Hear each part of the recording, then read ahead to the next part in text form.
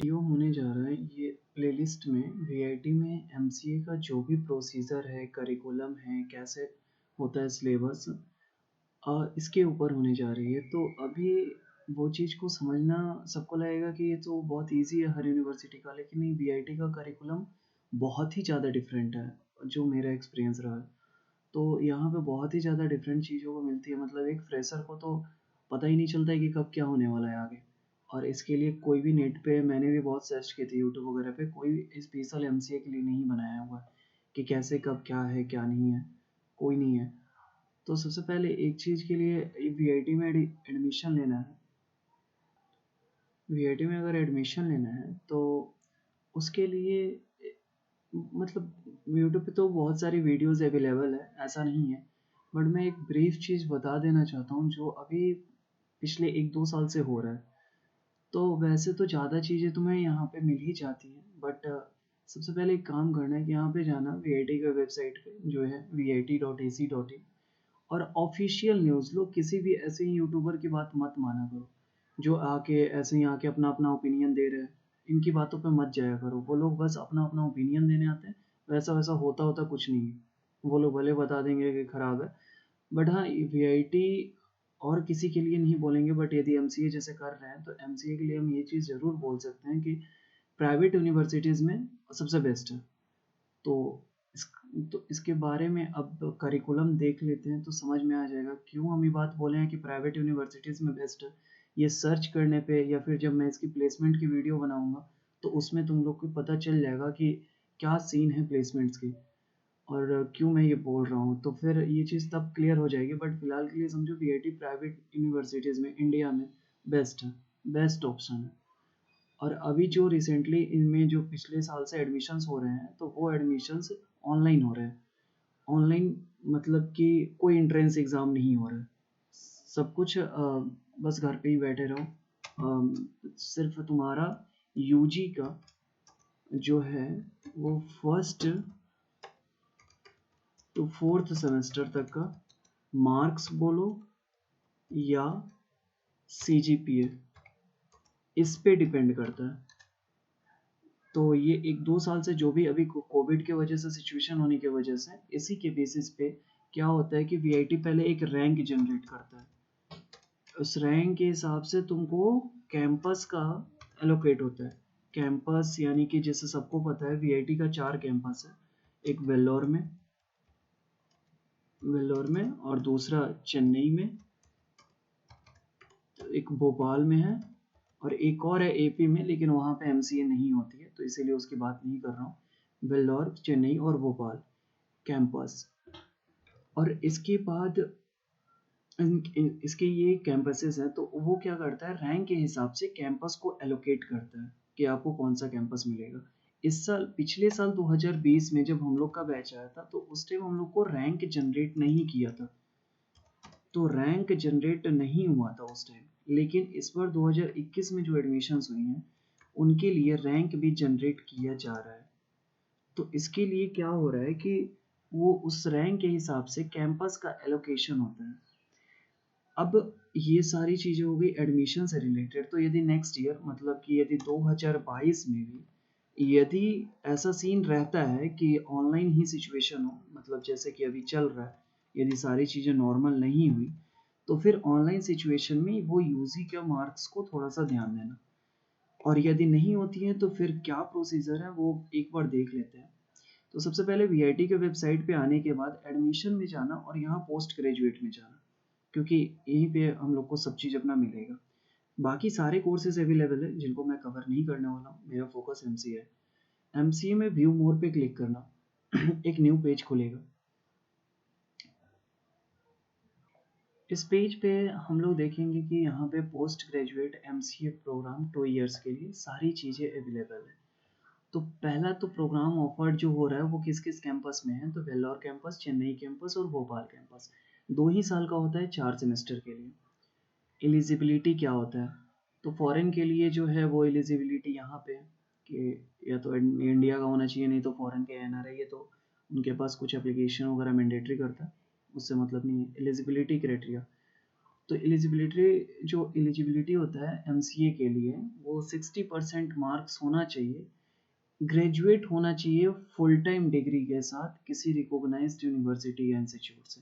बहुत लोगों का क्वेश्चन होता है कि बीबीए, पीएमसी, यदि बीए वगैरह किए हुए हैं तो हम लोग एलिजिबल हैं कि नहीं, या फिर सिर्फ बीएससी कंप्यूटर साइंस ही अवेलेबल है। इस टाइप से बहुत ज़्यादा ही मतलब इन सब चीज़ों का आता है क्वेरी कि भैया हम लोग ये चीज़ किए हैं तो एलिजिबल है या नहीं। तो उसके लिए मैं एक चीज़ बता देता हूँ कि यहाँ पे देखो, program master of computer application, यहाँ पे सीधे लिखा हुआ है कि जो एलिजिबिलिटी क्राइटेरिया होता है वो recognised bachelors degree of minimum 3 years duration, BCA या बीएससी आईटी या कंप्यूटर साइंस में। तो बीसीए का मतलब तो सबको पता है, bachelor of computer application, and BSc का मतलब हो गया आईटी या कंप्यूटर साइंस में, with mathematics as a subject, course subject at the 10+2 level और एट ग्रेजुएट लेवल। तो देखो यहाँ पे 10+2 के लिए मैंडेटरी नहीं किया है, मतलब और का ऑप्शन दे रखा है।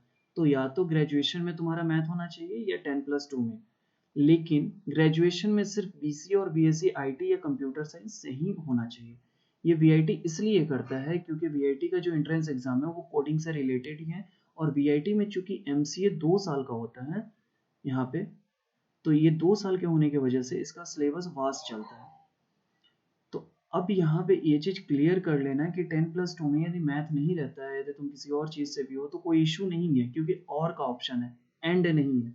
एंड रहता है यानी कि दोनों चाहिए होता। यहाँ पे चाहिए कि तुमको किसी एक में तुमने मैथ पढ़ा होगा, और 60% मार्क्स होना चाहिए एटलीस्ट, या सीजीपीए में हो तो 6 सीजीपीए। इतना ये वीआईटी का एलिजिबिलिटी क्राइटेरिया है एमसीए में एडमिशन लेने के लिए। या फिर तुम फाइनल ईयर में हो तो भी भर सकते हो, यदि अपियरिंग हो सेकेंड ईयर तक का रिजल्ट आ चुका है तो भर सकते हो उसको, या फिर तुमको कंप्लीट होना चाहिए बीसीए या बीएससी आईटी। जो चार्जेस है फॉर्म भरने के वो 1200 है, इससे ज़्यादा नहीं है। फी स्ट्रक्चर ये बोलता है कि 1,40,000 रुपये, 1,40,000 रुपये 1 साल का फ़ी है। अगेन फिर इतना ही लगता है। एक सेकंड में इसको भी बता देता हूँ फ़ी का सिनारियो क्या है कि 1,40,000 रुपये तुमको लगता है एक बार, फिर इसके बाद से 1,40,000 फिर लगेगा। अभी नहीं, 1,37,000, हाँ 1,37,000, फिर प्लस कर लो इसमें तुम्हारा 5,000 डॉक्यूमेंट का, जो भी वीआईटी का चार्जेस होता है, जो फाइनल ईयर में तुमको डॉक्यूमेंट मिलेगी उसकी चार्जेस। लेकिन इसको अभी नहीं देना पड़ता है, ये जब तुम्हारा फर्स्ट ईयर स्टार्टिंग में ही तुमको ये 1,40,000 पे करना होगा, लेकिन उसके बाद वो 1,37,000 और ये 5,000 रुपये ये तुमको दूसरे ईयर में पे करना रहता है। तो यहाँ से तुमको क्लियर आइडिया मिल गया होगा। इसके आगे कोई एडिशनल चार्जेस नहीं है वीआईटी में, ये मैं बता देता हूँ कि इससे ज़्यादा तुमको कोई एडिशनल चार्जेस नहीं है। इवेंट्स वगैरह में तुमको यदि अपने से देना है तो वो अलग की बात है, बट कोर्स फी में इससे ज़्यादा नहीं है। कोर्स फी की मैं बात कर रहा हूँ। उसके बाद ये आते हैं कि हाउ टू अप्लाई कैसे करना है। तो बस उसका जब भी आता है तो वहाँ से जाओ, मतलब यहाँ पे तुमको नोटिफिकेशन में दे देता है। एक सेकेंड, यहाँ जब मेन पेज पे जाओगे, होम पेज पे, तो यहाँ पे आ जाता है यहाँ बगल में नोटिफिकेशन एमसीए के अप्लाई करने के लिए। जनरली जो निकलता है वो जून जुलाई के महीने में निकलता है। इसका फॉर्म जून जुलाई या मई जून में इसका जनरली निकलता है, और जुलाई अगस्त तो क्लासेस स्टार्ट हो जाते हैं। इम्पोर्टेंट डेट जो इस साल के थे 2021 के, वो ये थे, वो मैंने कहा था ना, इसका जून में ही निकलता है, लास्ट डेट 14 जून तक। तो ये सब चीज़ इस तरीके से थी। फी रिफंड पॉलिसी दिया हुआ है, यदि तुम पैसा दे दिए हो लेकिन तुमको चाहिए कि नहीं है तो वो सब अलग केस है। डॉक्यूमेंट्स टू बी सबमिटेड, क्या क्या डॉक्यूमेंट सबमिट करना है वो तुमको यहाँ पे सारा चीज़ दिया रहता है कि 10th 12th का मार्कशीट चाहिए, और ऑल सेमेस्टर सभी सेमेस्टर का मार्कशीट चाहिए, क्वालिफाइंग डिग्री या प्रोविजनल सर्टिफिकेट चाहिए यदि तुम पास कर चुके हो तो, और नहीं पास किए हो तो एडमिशन लेने के बाद तुमको सबमिट करना रहता है। कुछ दिन का वीआईटी टाइम देता है, इसके लिए इशू नहीं है। यदि तुम्हारा कॉलेज लेट लगा रहा है देने में तो इशू नहीं है, वीआईटी टाइम देता है। ट्रांसफ़र वगैरह, माइग्रेशन सर्टिफिकेट या सीएलसी वगैरह मांगता है। यदि एससी एसटी हो तो उसके लिए देना पड़ेगा, ओबीसी जनरल हो तो कोई दिक्कत नहीं है। कंडक्ट ऑफ सर्टिफिकेट ओरिजिनल देना पड़ता है। स्टूडेंट ओरिजिनल देना पड़ता है इन द सेंस वेरिफिकेशन के लिए। स्टूडेंट प्रोफाइल, ये वीटॉप का एक चक्कर है, इसका अपना वेबसाइट है जहाँ पे सारी चीज़ें रहती हैं, तो उसके बारे में बाद में बता दूंगा ये है क्या, इसके लिए थोड़ा सा लंबा जाएगा। फिजिकल फिटनेस सर्टिफिकेट भी लगता है जब आपको हॉस्टल वगैरह में रहना होता है तो, और शायद जनरल में भी लगता है, क्योंकि अभी तक हम लोग वीआईटी का कैंपस गए नहीं है तो ये चीज़ें अभी हमारे में नहीं है, लेकिन यदि तुम जाते हो तो ये चीज़ें लगेंगी। Admission letter and photocopy of the program fee receipt. Obviously जब एडमिशन लेने से पहले सिलेक्शन होगा तो एडमिशन लेटर तुम्हारे पास आ जाएगा जब फी पेमेंट करोगे तो। And program photocopy of the program की, ये सब चीज़ बेसिक डॉक्यूमेंट पढ़ लेना यार, ये सब कोई बड़ी बात नहीं है। यहाँ एक click here for information brochure पे क्लिक करोगे तो एक पीडीएफ डाउनलोड हो जाएगा तुम्हारे पास। मेरे पास ऑलरेडी डाउनलोड है, मैं बता देता हूँ। जब डाउनलोड तुम उस पर क्लिक करोगे तो वो एक पीडीएफ डाउनलोड करता है इंफॉर्मेशन ब्राउचर का, जो कि तुमको उसमें सारा चीज़ अवेलेबल होता है। देखो VIT इसका जो नाम है, एक VIT ट्रिपल ई का एग्जाम होता है। VIT ट्रिपल ई वो IIT JEE के लिए होता है। M ट्रिपल ई हम लोग के लिए होता है, MCA M टेक के लिए। देखो यहाँ पे लिखा हुआ है admission to M tech MCA, यहाँ पे सारा चीज़ तुम्हारा अवेलेबल होगा। अबाउट VIT के बारे में पढ़ लो, कौन कौन सा कंपनी आती है वो भी देख लो। यहाँ पे देखो 2 इयर्स का होता है, ये चीज़ दिया हुआ है। वेल्लोर कैंपस, चेन्नई कैंपस, सबके बारे में दिया है। और ये सब हमारे लिए नहीं है, एमटेक की चीज़ें। एलिजिबिलिटी यहाँ पे दिया हुआ है सारा चीज़। एकेडमिक क्वालिफिकेशन क्या होना चाहिए, पेज नंबर 12 पे मिलेगा वो हम लोग को। एडमिशन का प्रोसीजर क्या है, एप्लीकेशन फॉर्म क्या है। मैं वीडियो को लंबा नहीं करूँगा, 15 मिनट से ज़्यादा नहीं करूँगा। तो ये चीज़ है, यहाँ पे सारी चीज़ें दी हुई है, ठीक है। Copy of document submitted. MCA का फीस जो है वो भी यहाँ पे 1,37,000 फर्स्ट ईयर के लिए दिया गया है, लेकिन 3,000 रुपये क्या होता है यहाँ पे देखो, फी स्ट्रक्चर में 3,000 रुपये सिक्योरिटी मनी होता है। कॉज एंड डिपॉजिट वो रिफंडेबल होता है, इसीलिए यहाँ पे 13700 लिखा हुआ है। अब यहाँ पे एक चीज़ जो तुमको सबसे ज़्यादा बताना जरूरी है वो ये है, इसका एग्जामिनेशन को लेके बहुत ज़्यादा क्वेरी आए हुए हैं कि एग्जामिनेशन के लेके कि क्या होना चाहिए। देखो यहाँ पे भी तुम लोग को एक बार मैं फिर से बता देता हूँ कि BCA और BSc IT या कंप्यूटर साइंस से ही होना चाहिए। BBA BMC BA ये सब नहीं होना चाहिए। और BCA BSc IT कर रहे हो तो मैथ तो होगा ही तुम्हारे ऑब्वियसली सिलेबस में। ये नहीं भी होगा तो 10+2 में तुम्हारे पास मैथ होना जरूरी है। यदि तुम्हारे ग्रेजुएशन में मैथ है तो 10+2 में नहीं भी होगा तो चलेगा। मतलब 10+2 में नहीं होगा तो चलेगा, मतलब कि तुम्हारा जैसे कि आर्ट्स हो सकता है, तो आर्ट्स सब्जेक्ट यदि तुम लियो या साइंस लियो तो बायो से लियो तो कोई दिक्कत नहीं है उसके लिए। लेकिन एक और चीज़ मैंडेटरी करता है, वो 60% होना चाहिए, ठीक है। और एक और मेन बात यह है कि 60% तुम्हारा 10th 12th और ग्रेजुएशन सब में होना चाहिए मिनिमम।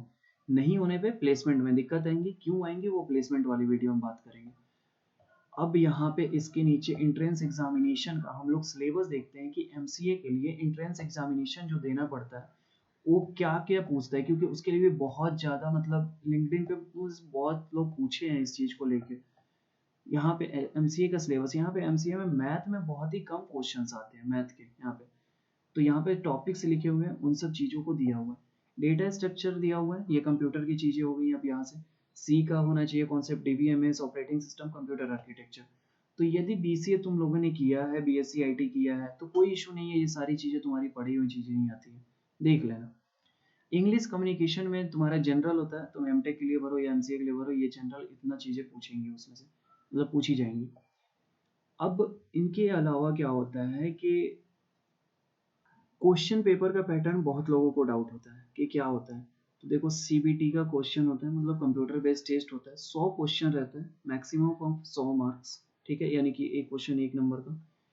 80 क्वेश्चन जो होता है वो टेक्निकल सब्जेक्ट से होता है, जैसे कि मैथ हो गया या फिर कंप्यूटर साइंस हो गया।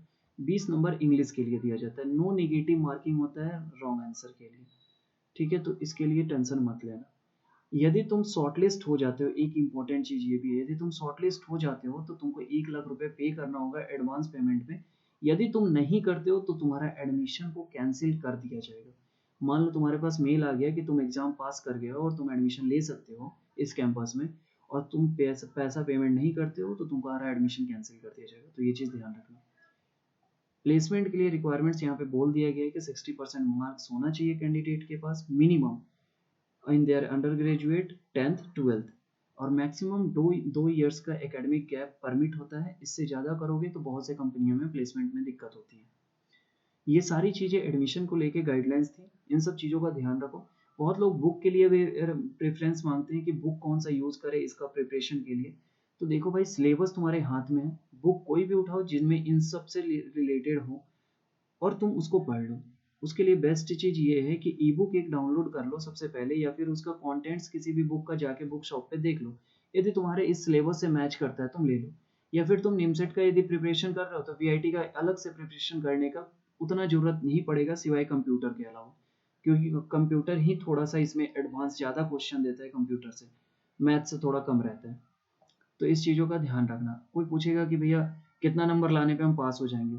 तो देखो ऐसा कुछ नहीं होता है कि कितना नंबर लाने पे क्योंकि उस टाइम अब क्या किस टाइप के बच्चे अप्लाई कर रहे हैं? सपोज़ करो तुम्हारे टाइम में 2022 के टाइम में यदि सारे तेज़ बच्चों ने ही अप्लाई किया, तो सबका तो 90 नंबर आना शुरू हो जाएगा ना 100 में से। मैक्सिमम मार्क्स 100 है, तो यहाँ पे सबका 90 आना शुरू हो जाएगा। एक एग्ज़ाम्पल मैं बता रहा हूँ। या फिर क्वेश्चन ही उस साल का ईज़ी हो गया। तो ऐसा नंबर का कोई इश्यू नहीं है, बट यदि तुम 50 वगैरह ला दे रहे हो 50-60 तो तुम समझो कि तुम सेफर साइड में हो। 60-70 बोल सकते हैं कि सेफर साइड में हो तुम। और 80-90 आ रहा है तब तो समझो कि तुम्हारा तो होना ही पक्का है ये।